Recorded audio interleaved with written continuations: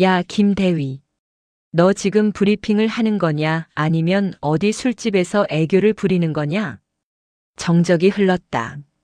숨소리조차 들리지 않는 적막함이 경기도 포천시 이동면 승진부대 사단 사령부 지휘통제실을 가득 메웠다. 에어컨이 윙윙거리며 돌아가는 기계음만이 유일한 소음이었다. 대형 스크린 앞 레이저 포인터를 든 이서윤 대위의 손은 미동조차 없었다.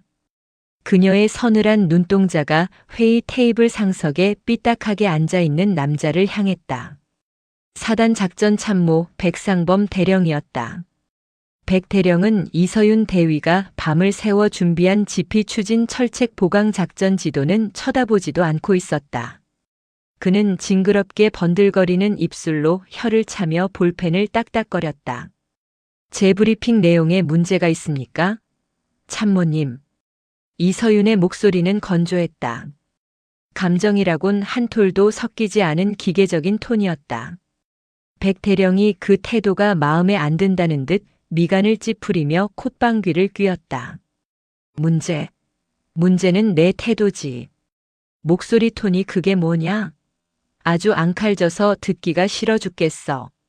여자가 말이야 좀 부드럽게 귀에 쏙쏙 들어오게 말을 해야지.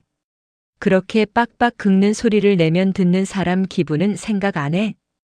그는 주변에 앉아있는 다른 참모들을 둘러보며 동의를 구하듯 킬킬거렸다. 안 그러냐? 정보참모. 자네도 듣기 거북하지. 무슨 여군이 아니라 기계 덩어리가 말하는 줄 알았네. 정보참모인 박중령은 난처한 표정으로 헛기침만 하며 시선을 피했다. 사단장 역시 미간을 문지르며 피곤하다는 듯 침묵을 지켰다. 계급이 깡패인 군대, 그 중에서도 폐쇄적인 전방부대에서 사단장의 신임을 받고 있다는 착각에 빠진 작전 참모의 폭주를 막을 사람은 아무도 없었다. 이서윤은 레이저 포인터를 내려놓지 않았다. 작전 설명 중입니다. 감정적인 부분은 배제하고 팩트 위주로 보고드리고 있습니다. 아이고, 팩트 같은 소리하고 자빠졌네. 백 대령이 책상을 쾅 내리쳤다. 너 그따위로 말대꾸하라고 사관학교에서 가르치던 아주 눈 동그랗게 뜨고 대드는 꼬라지 좀 보소. 야, 이 대위.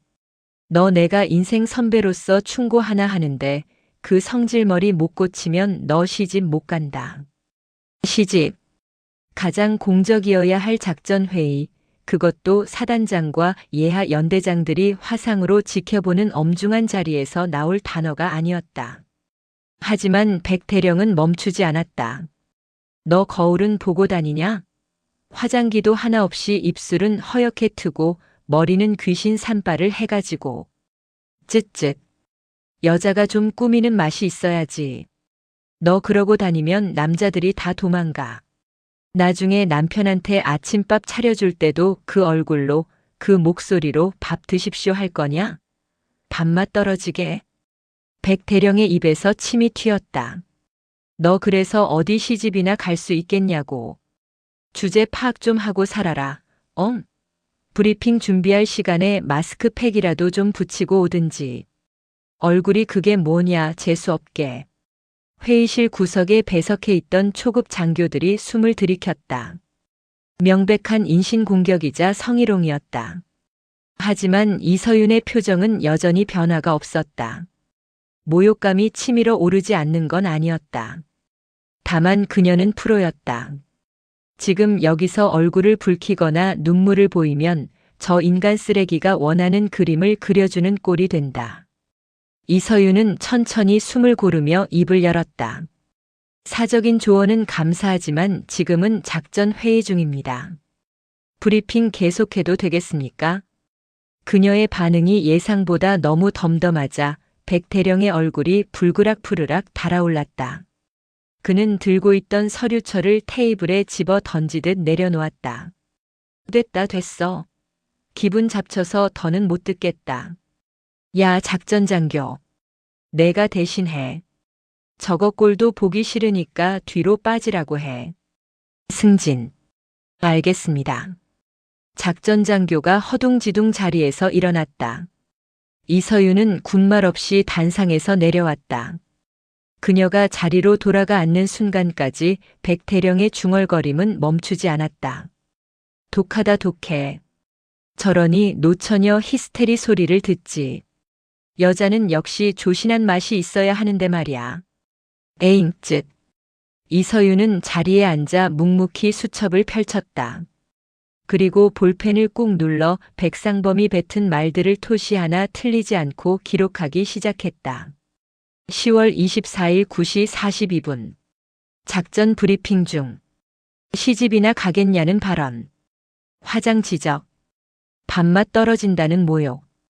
그녀의 손끝에 들어간 힘 때문에 종이가 찢어질 듯 눌렸다. 하지만 그녀의 얼굴은 여전히 서늘할 정도로 차분했다. 아직은 때가 아니었다. 회의가 끝나고 참모들이 썰물처럼 빠져나갔다. 백태령은 사단장에게 아부 섞인 웃음을 흘리며 가장 먼저 회의실을 나갔다. 이서윤은 마지막까지 남아 뒷정리를 했다. 스크린을 끄고 기밀 문서를 파쇄기에 넣었다. 이 대위 괜찮아? 정보참모 박중령이 나가다 말고 슬쩍 말을 걸었다. 네, 괜찮습니다. 백태령이 원래 말이 좀 거칠잖아. 자네가 이해해. 아기가 있어서 그런 건 아닐 거야. 옛날 사람이라 그래, 옛날 사람이라. 아기가 없다? 옛날 사람이라 그렇다? 이서윤은 속으로 코웃음을 쳤다. 아기가 없으면 사람을 그렇게 짓밟을 수 없다. 그리고 시대가 어느 때인데 아직도 쌍팔년도 사고방식을 강요한단 말인가. 하지만 그녀는 예의 바르게 고개를 숙였다. 신경 써주셔서 감사합니다.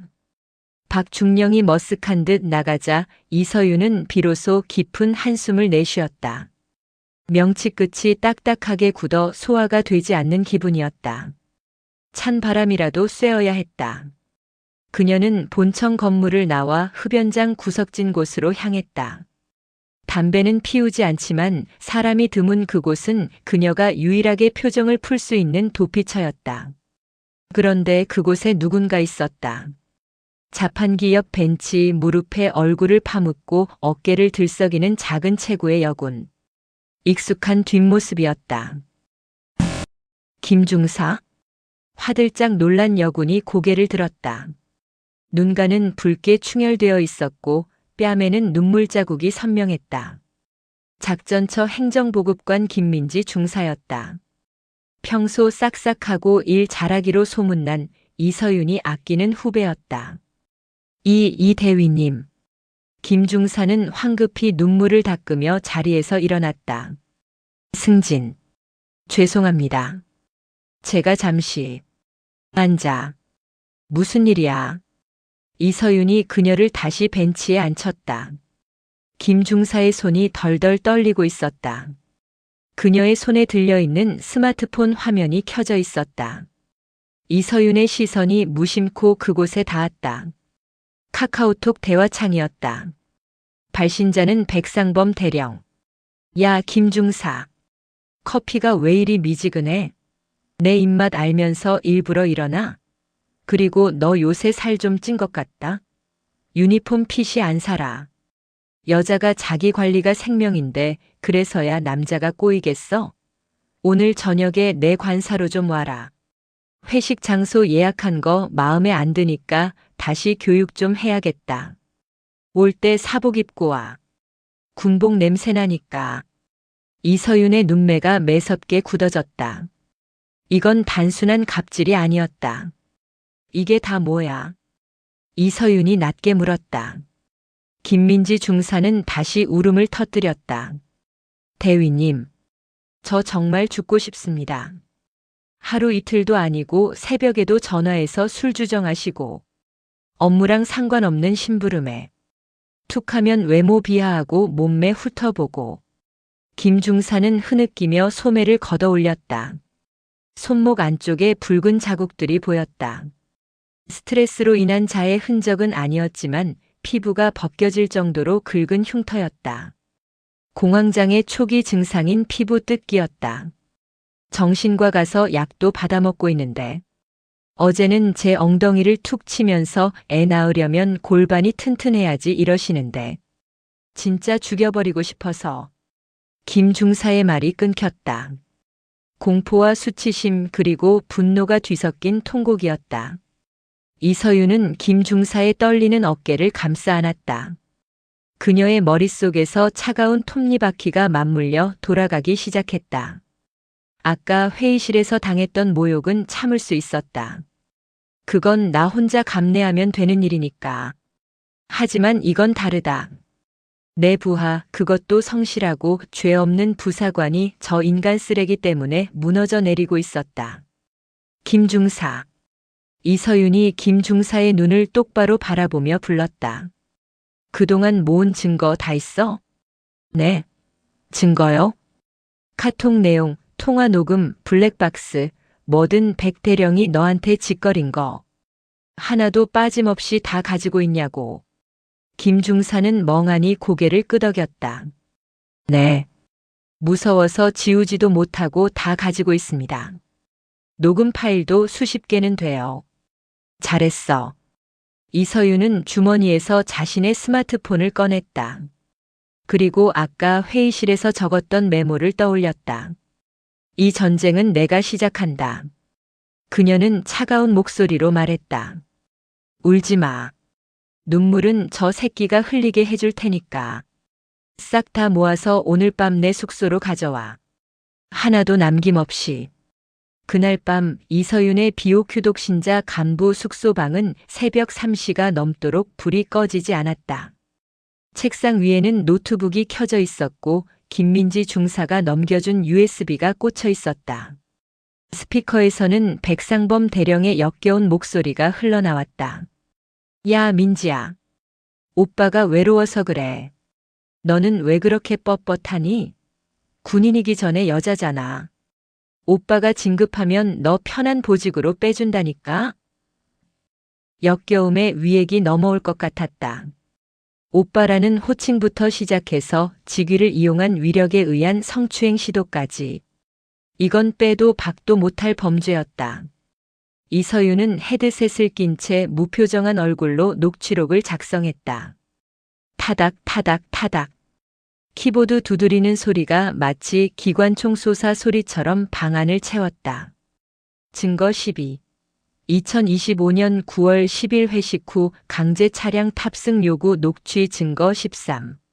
2025년 10월 2일 카카오톡 대화 내용. 성적 수치심 유발 발언 다수 포함 증거 14. 부당 업무 지시개인 세탁물 수거, 자녀 학원 픽업 관련 블랙박스 영상. 파일은 차고 넘쳤다. 김 중사가 당한 것뿐만 아니라 오늘 아침 회의실에서 자신이 당한 모욕적인 발언이 담긴 회의 녹화 영상도 확보했다. 작전처 서무병을 조용히 압박해 보안 절차를 거쳐 백업해 둔 것이었다. 백상범. 내가 그리 자랑하는 그 계급장 걸레짝으로 만들어주마. 이서윤은 화면 한 구석에 띄워져 있는 인터넷 창을 바라봤다. 군대 이슈 판독기 마이너스 밀리터리 스나이퍼 구독자 120만 명. 현역 군인들도 몰래 본다는 군 비리 폭로 전문 유튜버 채널이었다. 백대령은 다음 달 장군 진급 심사를 앞두고 있었다. 그리고 며칠 뒤에는 지역 방송국과 국민과 함께하는 군대라는 주제로 인터뷰가 예정되어 있었다. 그는 요즘 자상한 지휘관 소통하는 군인 코스프레를 하느라 혈안이 되어 있었다. 그 가증스러운 가면을 벗겨버리기 딱 좋은 타이밍이었다. 이서윤은 군 법무관 출신으로 전역 후 서초동에서 독사라고 불리는 대학 동기 변호사에게 메시지를 보냈다. 이서윤자냐? 변호사 최강혁 아니. 야근 중. 왜 전방의 수호신께서 이 시간에. 이서윤 물건 하나 있다. 아주 크고 더러운 물건. 변호사 최강혁 견적은 이서윤 형사 민사 합쳐서 인생 하직시킬 견적. 상대는 대령이야. 변호사 최강혁 호. 대령 목을 따겠다고. 수임료는 승소 후 성공 보수로 3개 받는다. 이서윤 돈은 걱정 마.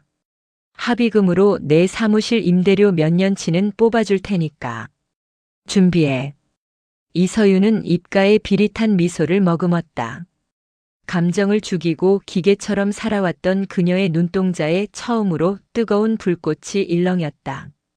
그것은 정의감이자 동시에 사냥감을 앞에 둔 맹수의 본능이었다. 그녀는 작성한 파일을 하나의 폴더로 묶었다. 폴더명은 쓰레기 소각장. 이서윤은 곧바로 밀리터리 스나이퍼의 제보 메일 주소를 입력했다. 첨부 파일 업로드 게이지가 차오르기 시작했다. 10%, 50%, 99%. 전송이 완료되었습니다. 엔터키를 누르는 그녀의 손가락에는 한치의 망설임도 없었다. 이제 포천 이동면 바닥이 뒤집어질 시간이었다. 기대해라, 백상범. 시지?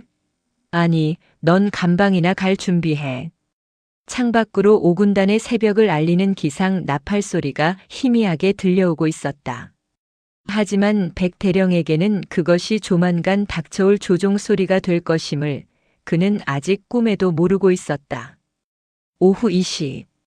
사단 본청 대회의실은 임시 스튜디오로 변해 있었다. 지역 민영 방송국 OBS에서 나온 촬영팀이 분주하게 조명을 세팅하고 있었고 메이크업 아티스트가 백상범 대령의 번들거리는 이마에 파우더를 덧바르고 있었다. 백 대령은 국민과 함께하는 신뢰받는 육군이라는 슬로건이 적힌 백드롭 앞에 앉아 인자한 미소를 연습 중이었다. 참모님, 웃으실 때 입꼬리를 조금만 더 자연스럽게 올려주세요. 네, 좋습니다. 아주 훌륭하십니다. PD의 칭찬에 백 대령은 헛기침하며 어깨를 으쓱했다. 아, 제가 원래 부하들한테는 옆집 형님처럼 대하는 스타일이라서. 허허. 자연스럽게 나오겠지요? 회의실 뒤편에서 상황 관리를 위해 대기하던 이서윤 대위는 무표정한 얼굴로 태블릿 PC를 보고 있었다. 화면 속 시계가 25분을 가리키고 있었다. 지금쯤이군. 그녀가 예상한 시간은 정확했다. 자, 큐. PD의 수신호와 함께 리포터가 마이크를 잡고 밝게 멘트를 시작했다.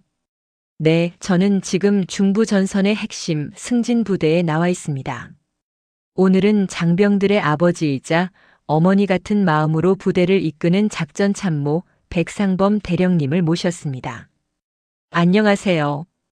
반갑습니다. 백상범입니다. 대령님, 요즘 군내 소통이 화두인데요.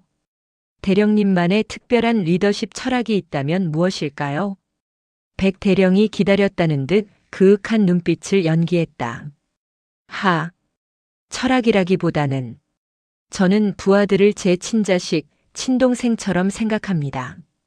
특히 여군이나 초급 간부들이 겪는 고충을 제가 먼저 다가가서 들어주고. 그때였다. 징-징-징-징-. 촬영 스태프들의 주머니, PD의 손에 들린 스마트폰, 심지어 대기 중이던 정훈 장교의 휴대전화까지. 회의실 안에 있는 거의 모든 사람의 스마트폰이 동시에 진동하기 시작했다. 유튜브 알림 설정이 되어 있는 사람들에게 동시에 뜨는 긴급 알림이었다. 밀리터리 스나이퍼 충격 단독 친자식처럼 여군 엉덩이 만지는 대령. 녹취록 공개. PD는 촬영 중이라 차마 폰을 확인하지 못했지만 뒤에 서 있던 조명 보조가 폰을 확인하더니 헉 하고 숨을 들이켰다. 정훈 공보참모부 소속 김 대위의 얼굴이 사색이 되었다. 죄송합니다만 잠시만요. NG. PD가 이상한 낌새를 눈치채고 컷을 외쳤다. 무슨 일이야? 산만하게. 백 대령이 미간을 찌푸리며 물었다. 하지만 아무도 대답하지 못했다. 모두가 홀린 듯 스마트폰 화면을 들여다보고 있었다. 영상 속 썸네일은 모자이크 처리되었지만 누가 봐도 백상범 대령의 뒷모습이었다. 그리고 자막에는 붉은 글씨로 성희롱갑 질포건 종합선물 세트라고 적혀 있었다. PD가 떨리는 손으로 영상을 재생했다. 야, 민지야. 오빠가 외로워서 그래. 군인이기 전에 여자잖아. 적막한 회의실에 백태령의 걸쭉한 목소리가 쩌렁쩌렁 울려 퍼졌다. 변조도 되지 않은 날 것 그대로의 목소리였다. 백태령의 얼굴이 순식간에 흑빛으로 변했다. 이게 무슨... 영상은 멈추지 않았다. 너 그따위로 해서 시집이나 가겠냐? 화장 좀 하고 다녀라, 재수없게. 엉덩이가 튼실해야 애를 잘 낳지. 이리 와서 술 한 잔 따라봐. 리포터는 경악한 표정으로 입을 틀어막았고 메이크업 아티스트는 뒷걸음질 쳤다. PD는 낭패라는 표정으로 백대령과 스마트폰을 번갈아 보았다. 이거 대령님 목소리 맞습니까? PD의 싸늘한 질문에 백대령은 자리에서 벌떡 일어났다. 의자가 뒤로 넘어지며 쾅 소리를 냈다. 아, 아니야. 이거 어떤 새끼가 조작한 거야. 요즘 딥페이크인가 뭔가 그거라고. 어떤 미친놈이 감히. 그는 고래고래 소리를 질렀지만 이미 눈동자는 쥐새끼처럼 불안하게 흔들리고 있었다. 그는 본능적으로 주변을 둘러보았다. 회의실 구석, 어둠 속에 서 있는 이서윤 대위와 눈이 마주쳤다.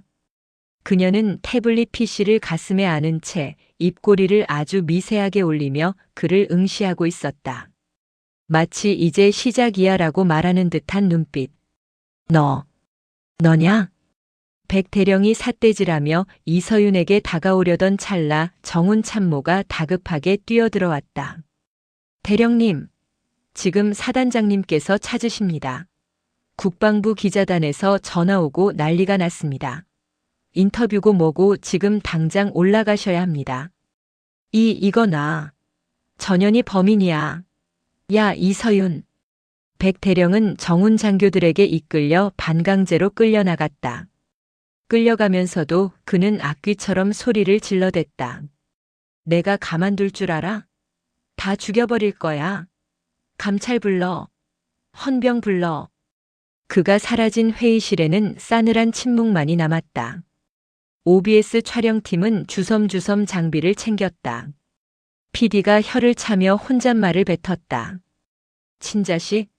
친자식한테 엉덩이 만지게 해달라 그러냐? 더러워서 진짜. 철수해, 철수. 이서윤은 소란스러운 와중에도 차분하게 태블릿 PC의 전원을 껐다. 화면이 꺼진 검은 액정에 비친 자신의 얼굴은 여전히 냉정했다. 1단계 완료. 그녀는 작게 중얼거리고는 천천히 회의실을 걸어나갔다. 그녀의 발걸음은 평소보다 훨씬 가벼웠다. 다음 날 아침 부대는 발칵 뒤집혔다. 출근길 위병소 앞에는 벌써 유튜버들과 인터넷 언론사 기자들이 진을 치고 있었다. 성범죄자 비호하는 5군단은 해명하라는 피켓도 보였다. 작전처 사무실 분위기는 초상집이었다. 아니, 폭풍 전야였다. 백상범 대령은 직무정지 명령이 내려지기 전까지 어떻게든 상황을 뒤집으려 발악하고 있었다. 전 간부 휴대전화 걷어. 아침 점호가 끝나자마자 작전처장실에서 나온 백대령의 첫마디였다. 그의 눈은 핏발이 서 있었고 하루 사이에 10년은 늙어 보였다. 보안 위규 확인한다는 명목으로 싹 다 걷어. 사진첩, 녹음 파일, 카카오톡, 텔레그램까지 싹 다 뒤져. 분명히 이 안에 내부 고발자 새끼가 있어. 행정관들이 쭈뼛거리며 간부들의 휴대전화를 걷기 시작했다. 다들 불만이 가득했지만 눈이 돌아간 대령 앞에서 토를 달 수는 없었다. 그때 이서윤 대위가 자리에서 일어나지 않은 채 말했다. 거부합니다. 사무실의 공기가 얼어붙었다. 백 대령이 천천히 고개를 돌려 이서윤을 노려보았다. 뭐라고? 휴대전화 제출 거부합니다. 적법한 수사 절차나 영장 없이는 개인의 사유재산이자 통신기기를 함부로 압수하거나 수색할 수 없습니다. 이는 군형법 및 개인정보보호법 위반입니다. 이서윤은 또박또박 마치 법전을 낭독하듯 말했다. 백 대령이 성큼성큼 다가와 이서윤의 책상을 주먹으로 내리쳤다. 쾅! 법? 야, 이서윤. 지금 법 따지냐? 내가 까라면 까는 거짓말이 많아. 너지? 내가 제보했지?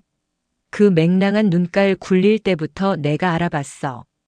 백 대령이 이서윤의 멱살을 잡으려는 듯 손을 뻗었다.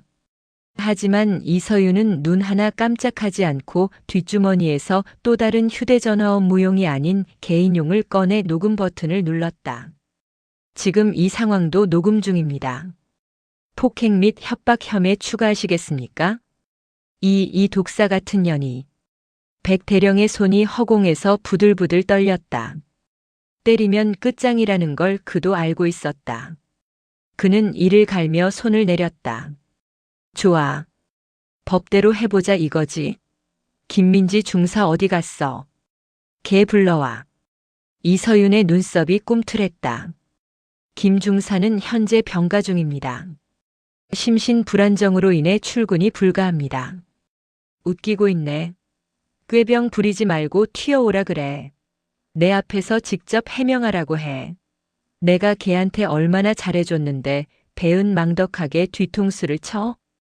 백 대령이 고래고래 소리를 지르자 이서윤이 자리에서 일어났다. 그녀는 백 대령보다 키는 작았지만 뿜어내는 기세는 그를 압도하고 있었다. 잘해줬다고요? 성희롱하고 사적 심부름시키고 인격 모독한 게 잘해준 겁니까? 뭐 성희롱? 야, 그게 어떻게 성희롱이야? 딸 같아서 농담 좀 한 거 가지고. 요즘 애들은 왜 이렇게 유난이야? 그 유난 때문에 대령님 옷 벗게 생기셨습니다. 그리고 김민지 중사는 제가 보호합니다. 만나고 싶으시면 제 변호사 통해서 연락하십시오. 변호사? 백 대령이 코웃음을 쳤다. 대위 나부랭이가 변호사를 써? 돈이 썩어나냐? 그 순간 사무실 문이 열리며 헌병대군 사경찰 완장을 찬 수사관 2명이 들어왔다. 그리고 그 뒤로 말끔한 정장 차림의 남자가 서류 가방을 들고 들어왔다. 이서윤의 대학 동기이자 법무법인 광야의 에이스 최강혁 변호사였다. 최 변호사는 사무실을 둘러보더니 백 대령을 향해 젠틀하게 웃어 보였다. 안녕하십니까? 이서윤 대위와 김민지 중사의 법률 대리인을 맡은 최강혁 변호사입니다.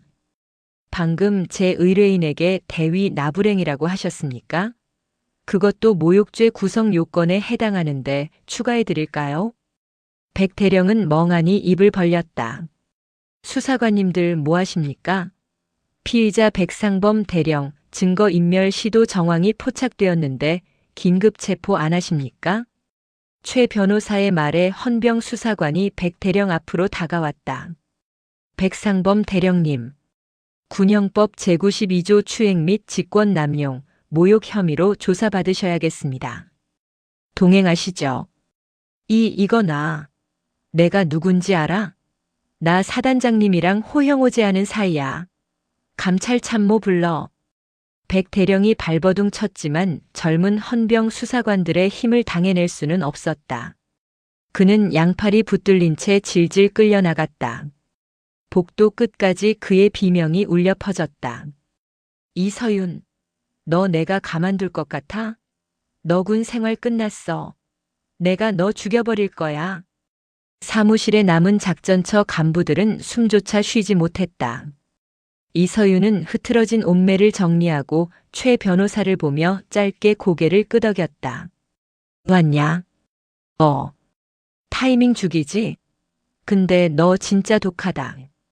저런 인간 밑에서 어떻게 1년을 버텼냐? 최 변호사가 혀를 내둘렀다. 이서윤은 책상 위에 놓인 김민지 중사의 빈자리를 바라보며 덤덤하게 말했다. 이제 시작이야.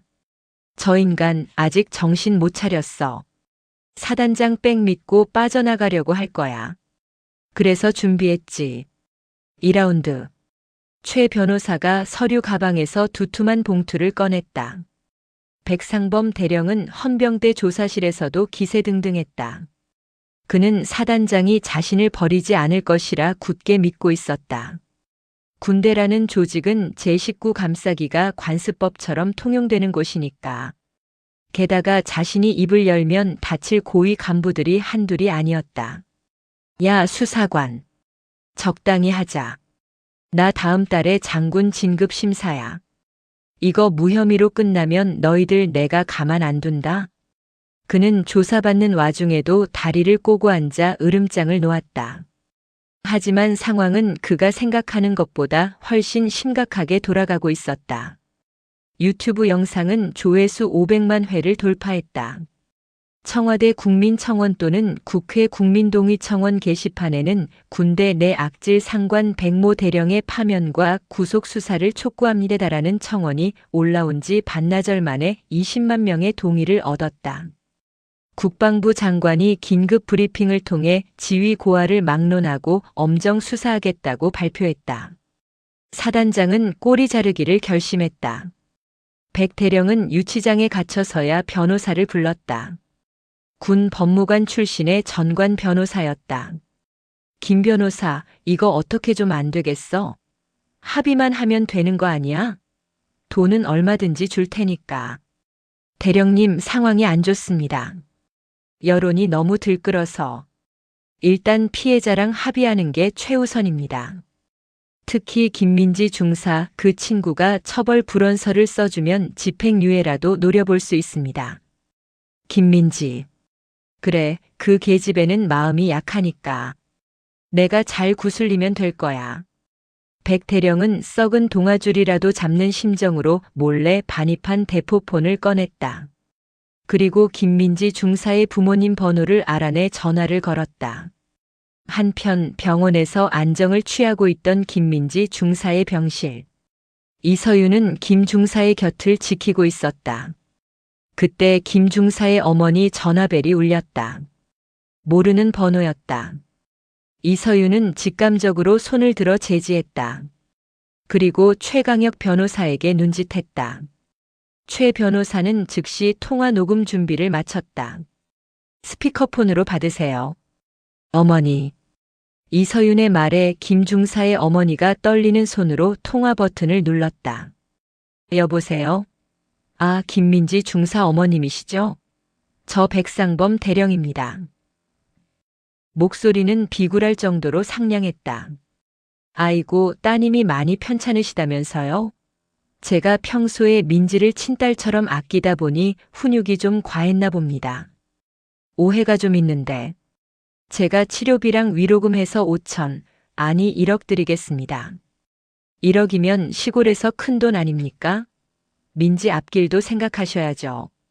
군 생활 계속해야 하는데 상관 고소해서 좋을 거 없잖습니까? 전형적인 회유와 협박이었다. 1억이라는 돈으로 입을 막고 군 생활을 인질로 삼는 비열한 수법. 김 중사의 어머니가 분노로 몸을 떨며 소리치려 하자 이서윤이 대신 전화기를 가져갔다. 1억이라. 대령님, 퇴직금 가압류 들어갈 건데 그 돈은 어디서 나십니까? 누구야? 이 목소리 이서윤이냐? 백 대령의 목소리가 순식간에 돌변했다. 네. 김민지 중사 보호자 자격으로 받았습니다. 방금 말씀하신 내용, 특가법상 보복 협박 및 증인 매수 시도로 추가 고소하겠습니다. 형량이 최소 1년은 더 늘어나겠네요. 축하드립니다. 야, 이 미친년아. 너 내 인생 망치려고 작정했어. 내가 나가면 너부터 죽인다. 진짜 찢어 죽일 거야. 나오실 수나 있으면 해보시죠.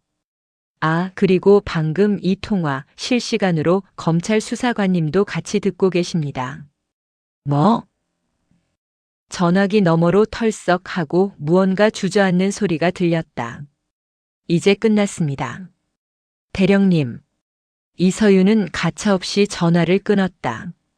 그녀는 침대에 앉아 눈물을 글썽이는 김민지 중사를 바라보며 처음으로 희미하게 미소 지었다. 민지야. 들었지? 저 인간 이제 끝났어. 너한테 아무 짓도 못해. 대위님. 푹 쉬어. 내일은 더 재미있는 구경하게 해줄 테니까.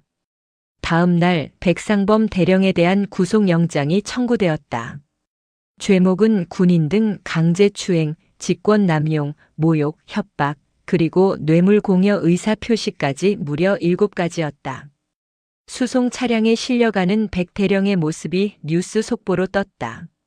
모자를 푹 눌러쓰고 마스크로 얼굴을 가린 채 고개를 숙인 모습. 며칠 전 참군인 인터뷰를 하던 당당함은 온데간데 없었다. 이서윤은 작전처 사무실 TV로 그 장면을 지켜보았다. 사무실의 다른 간부들은 이서윤의 눈치를 보며 숨을 죽였다. 이제 그녀는 미친 개 백대령을 잡아먹은 더 무서운 독사로 통하고 있었다. 하지만 이서윤은 그런 시선 따위는 신경 쓰지 않았다. 그녀의 시선은 창밖, 멀리 보이는 5군단의 연병장을 향해 있었다. 아직이야. 확실하게 숨통을 끊어야 해. 그녀는 서랍에서 새로운 파일을 꺼냈다. 그것은 백대령이 지난 2년간 군납업자와 결탁해 횡령한 비리 자료였다. 성범죄로 사회적 매장을 시켰으니 이제는 경제적, 법적으로 재기 불능 상태로 만들 차례였다. 잔인하다고? 아니. 피해자가 흘린 눈물에 비하면 이건 자비로운 처사였다. 이서윤의 복수는 이제야 클라이맥스로 향하고 있었다. 구치소 독방에 수감된 백상범 대령은 아직도 상황 파악을 못하고 있었다. 그는 면회 온 아내에게 고래고래 소리를 질렀다. 야, 사단장님한테 연락했어? 5군단 법무참모는 뭐래? 내가 나가기만 하면 다 죽여버릴 거야. 하지만 아내의 표정은 싸늘했다. 그녀는 이혼 서류가 든 봉투를 투명한 칸막이 너머로 들이밀었다. 여보. 아니, 백상범 씨. 당신 뉴스 못 봤어? 성범죄도 모자라서 횡령까지 했더라. 군납업체한테 뒷돈 받고 불량식자재 납품하게 해줬다며? 그 썩은 고기를 우리 아들 같은 병사들한테 먹여? 뭐야? 그게 무슨 소리야? 백대령의 동공이 지진이라도 난 듯 흔들렸다. 같은 시각 군 검찰단 조사실. 이서윤 대위는 군 검사 앞에 두툼한 장부 하나를 내려놓았다. 지난 6장에서 예고했던 백대령의 비자금 장부였다. 피의자 백상범이 작전 참모로 재직하던 시절 부대 훈련장 공사 비용을 부풀려 리베이트를 받은 내역입니다. 차명 계좌 거래 내역과 통화 녹취까지 모두 포함되어 있습니다. 군 검사가 혀를 내둘렀다. 이 대위 대단하군. 이 정도면 성범죄 재판 가기도 전에 횡령으로 먼저 옷 벗겨야겠는데? 군인연금법상 금고 이상의 형을 받으면 연금도 반토막 나는 거 알지? 반토막으로는 부족합니다. 파면당하면 아예 박탈될 수도 있죠. 저는 그걸 노립니다. 이서윤의 눈빛은 사냥감을 확인 사살하러 온 저격수의 그것이었다. 백대령은 믿었던 사단장이 자신을 손절했다는 소식을 듣고 무너져 내렸다. 사단장은 징계위원회에서 백대령의 개인적 일탈이며 부대와는 무관하다. 엄벌에 처해달라는 의견서를 제출했다. 썩은 동아줄은 끊어졌다. 이제 백상범에게 남은 건 차가운 감옥 바닥과 그를 물어뜯기 위해 기다리는 법의 심판뿐이었다. 수원지방법원 형사합의부 법정. 군인 등 강제추행 및 모욕 혐의에 대한 1심 선고 공판이 열리는 날이었다. 개정된 군사법원법에 따라 성범죄는 민간법원에서 재판을 받는다. 방청석은 10,000원이었다. 밀리터리 스나이퍼 유튜버를 보고 찾아준 시민들과 군 인권센터 관계자들, 그리고 기자들로 발 디딜 틈이 없었다. 피고인석에 앉은 백상범은 수의를 입고 있었다. 머리는 깎였고 살이 빠져 광대뼈가 흉하게 튀어나와 있었다. 그는 재판 내내 억울하다는 듯 웅얼거렸다. 백상범 측 변호인은 최후의 발악으로 피해자 탓을 시전했다. 존경하는 재판장님. 피고인의 언행이 다소 거칠었던 점은 인정합니다. 하지만 피해자 김민지 중사 또한 평소 피고인에게 웃으며 커피를 타주는 등 친밀한 관계를 유지했습니다.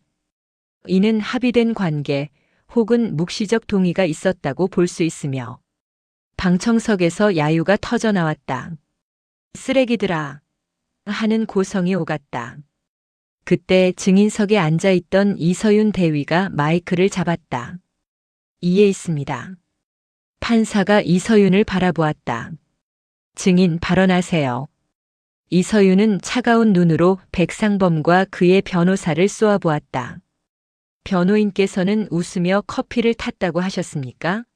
군대라는 폐쇄적인 계급 사회에서 별을 달 예정인 대령이 타오라는 커피를 거부하고 인상을 쓸 수 있는 중사가 대한민국에 몇 명이나 존재한다고 생각하십니까? 그녀의 목소리는 마이크를 타고 법정 전체를 쩌렁쩌렁 울렸다. 그 웃음은 좋아서 웃은 게 아닙니다. 살기 위해서 불이익을 당하지 않기 위해서 더러워도 참아내며 지은 생존의 미소였습니다. 피고인은 그 위계에 의한 공포를 이용해 피해자를 유린했습니다. 그것을 친밀함으로 포장하는 것은 피해자를 2번 죽이는 2차 가해입니다. 이서윤은 준비해온 결정적인 영상을 법정 스크린에 띄웠다. 백 대령이 회식 자리에서 김 중사의 허벅지를 만지려 하자 김 중사가 기겁하며 피하는 장면, 그리고 그 직후 백 대령이 욕설을 퍼붓는 장면이 적나라하게 재생되었다. 보십시오. 저게 친밀한 관계입니까? 백상범의 변호인은 꿀먹은 벙어리가 되었다. 백상범은 고개를 푹 숙인 채 부들부들 떨기만 했다. 판사의 표정이 싸늘하게 굳어졌다. 재판장은 판결문을 읽어 내려가기 전 안경을 고쳐 쓰고 피고인을 내려다보았다.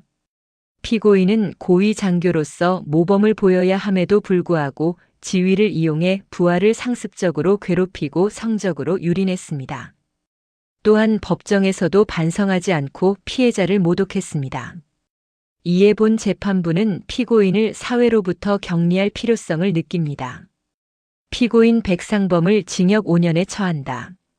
또한 80시간의 성폭력 치료 프로그램 이수와 5년간의 아동 청소년 관련 기관 취업 제한을 명한다. 쾅, 쾅, 쾅. 주문이 낭독되는 순간 법정 안은 환호성과 박수로 가득 찼다. 백상범은 다리에 힘이 풀려 주저앉았다. 재판장님, 5년이라니요. 저는 국가를 위해 30년을 헌신했습니다. 이건 너무합니다. 그가 울부짖으며 매달렸지만 교도관들은 가차없이 그의 양팔을 잡아 끌었다. 헌신? 내가 한 건 헌신이 아니라 착취야. 이 인간 쓰레기야. 방청석에 있던 시민 중 한 명이 물병을 집어 던졌다. 백상범은 비참한 꼴로 질질 끌려나갔다. 하지만 지옥은 이제 시작이었다. 형사 재판이 확정되자마자 국방부는 징계위원회를 열어 그를 파면 조치했다. 파면은 군인이 받을 수 있는 최고 수위의 징계로 제적과 동시에 군인 연금 수급권이 박탈된다. 평생 군대 밥만 먹으며 연금 하나 보고 살아온 그에게는 사형 선고나 다름없었다. 그뿐만이 아니었다. 이서윤과 최강혁 변호사가 제기한 민사소송 판결도 이어졌다. 피고는 원고 김민지에게 위자료 5천만 원, 원고 이서윤에게 위자료 3천만 원을 각각 지급하라. 백상범의 아내는 이미 재산을 처분하고 아이들을 데리고 잠적해버린 뒤였다. 텅 빈 통장과 압류 딱지가 붙은 집. 감옥에서 나온다 해도 그를 기다리는 건 빚더미와 노숙자 신세뿐이었다. 구치소로 이송되는 호송버스 안. 창밖으로 비가 내리고 있었다. 백상범은 빗물에 비친 자신의 초라한 얼굴을 보며 뒤늦은 후회의 눈물을 흘렸다. 김대위. 아니, 이 대위한테. 그러지 말걸. 하지만 버스는 멈추지 않고 차가운 철창을 향해 달려갈 뿐이었다. 계절이 바뀌어 포천의 산자락에 첫눈이 내리는 12월이 되었다. 사단 사령부 연병장에는 시상식을 위한 단상이 마련되어 있었다. 전체 차렷. 국방부 장관님께 대하여 경례. 승진. 우렁찬 경례 구호가 연병장을 뒤흔들었다. 이서윤 대위는 정복을 말끔하게 차려입고 단상 위에 서 있었다. 그녀의 가슴에는 육군 모범 용사 표창과 국방부 장관 표창이 나란히 빛나고 있었다. 장관이 직접 그녀의 가슴에 훈장을 달아주며 악수를 청했다. 이 대위, 자네 덕분에 우리 군이 썩은 살을 도려낼 수 있었네. 정말 고생 많았어. 감사합니다. 군인으로서 당연히 해야 할 일을 했을 뿐입니다. 이서윤은 흔들림 없는 눈빛으로 대답했다. 카메라 플래시가 터지고 박수갈채가 쏟아졌다. 그녀는 이 모든 영광에 취하지 않았다. 그저 담담했다. 행사가 끝나고 집무실로 돌아온 이서윤의 휴대전화가 울렸다. 김민지 중사였다. 충성. 대위님, 저 오늘 복직 신고했습니다. 수화기 너머로 들려오는 김 중사의 목소리는 예전처럼 밝고 씩씩했다. 그래. 몸은 좀 어때? 완전히 다 나았습니다. 그리고 대위님이 받아주신 배상금으로 어머니 가게빚도 다 갚았어요. 진짜 감사합니다. 평생 은혜 잊지 않겠습니다. 김 중사가 울먹이자 이서윤은 피식 웃으며 창가로 다가갔다. 은혜는 무슨. 밥이나 잘 먹고 일이나 똑바로 해. 작전처 바쁘니까. 네, 알겠습니다. 사랑합니다, 대위님. 전화를 끊은 이서윤은 책상 위에 놓인 명패를 바라보았다. 작전처 작전장교 대위 이서윤. 그 옆자리 한때 백상범이 앉아있던 작전 참모의 자리는 이제 합리적이고 인품 훌륭한 새 참모로 채워져 있었다. 사무실의 공기는 맑았고 병사들의 표정은 밝았다. 모든 것이 제자리로 돌아왔다. 김대위, 커피 한잔 할까? 새로운 작전 참모가 온화하게 물었다. 제가 타오겠습니다. 이서윤이 일어나려 하자 참모가 손사래를 쳤다. 아냐. 내가 타먹을게. 이 대위는 저기 가서 좀 쉬어. 그동안 고생 많았잖아. 이서윤은 멈칫하다가 옅은 미소를 지으며 고개를 끄덕였다. 감사합니다. 그녀는 의자에 등을 기대고 앉아 창밖의 설경을 바라보았다. 눈 덮인 포천의 산이 눈부시게 빛나고 있었다. 앙칼지다고 독하다고 시집이나 가겠냐고 조롱받던 그녀였다. 하지만 그녀는 실력으로 증명했고 법으로 심판했고 결과로 승리했다. 그녀는 서랍을 열어 백상범과의 전쟁을 기록했던 낡은 수첩을 꺼냈다. 그리고 맨 마지막 장에 짧게 적고 수첩을 덮었다. 임무 완수. 이서윤은 다시 펜을 잡았다. 내일 있을 훈련 계획서를 검토해야 했다. 타닥타닥. 경쾌한 키보드 소리가 평화로운 사무실에 울려 퍼졌다. 그것은 세상에서 가장 아름다운 승리자의 업무 소리였다.